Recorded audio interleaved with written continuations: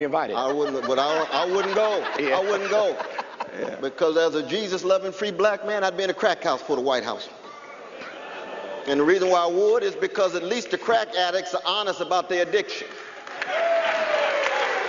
The White House is addicted to power.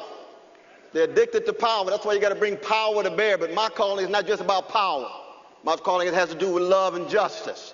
And love and justice is always weak. That's precisely why the black prophetic tradition in the history of this nation has been the leaven in the American democratic loaf. Because we recognize that first you have to have a suspicion of government. This is why I resonate with my conservative brother.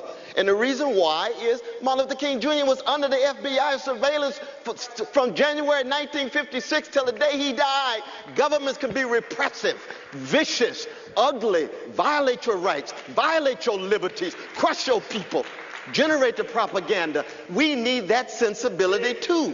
Governments can also be affirmative if they're helping poor and working people. Governments can use their power to support corporate elites. That's the beginning of crypto-fascism, when they come together with no accountability whatsoever, not just politically, but economically. That's in part where things are moving. Let me say this.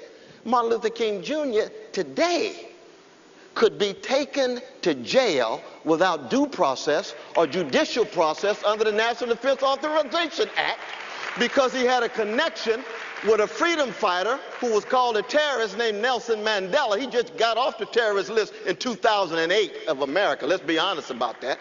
Because he had a relation to a terrorist, and under the present administration, you can assassinate Americans, you can take them to jail without due process. That's a repressive side of the government that the black freedom movement has always been suspicious of. We got black political prisoners right now in America. And they're in there precisely because the repression came down so hard and their love was such that they were willing to tell the truth that was a threat to the status quo. And we don't even talk about them. That's why the culture of fear is not just silence, I don't think, my dear sister.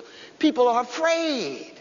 They're afraid to lose their jobs. They're afraid to lose their status. They're afraid of not going to the nice tea parties. They're afraid of not going to the White House. You can't have a culture of fear and generate a movement. That's why it's not just about justice. Any justice that's only justice will soon degenerate into something less than justice. We got to talk about love. Martin was a titan of love. If you're not talking about love and willingness to sacrifice, all this is just sounding brass and tinkling cymbal. We're not going nowhere. But how you going to talk about love? We're not going nowhere. But Doc, you got to hit the streets. You got to go to jail. You got to be willing to die. That's what the movement's about. And if you're not willing to do that, then keep your jobs and drink your tea. That's what we're talking about. We're in a state of emergency. Let me ask you, Doc. We're in a sense of urgency. People are dying out here.